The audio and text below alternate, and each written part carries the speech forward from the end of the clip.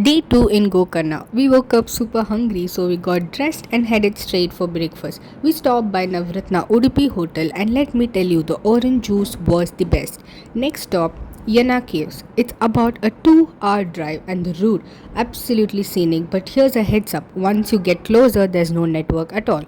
We met this little cutie on the way. All he wanted was love and some petting. There aren't any shops along the way, so make sure to fill up on petrol and let people know you'll be off grid for a while. We kinda lost our way since we had no data, but asking around helped. And finally, we reached Yana Caves. The trek was totally worth it. From there, we went to Vibhuti Waterfalls, just 30 minutes away, the perfect place to cool off.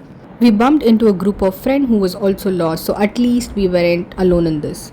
We went to Sunset Cafe, the beach, the music, the vibes, everything was so perfect. Oh, and the guava mocktail 10 on 10, highly recommended. And that's a wrap. Peace out.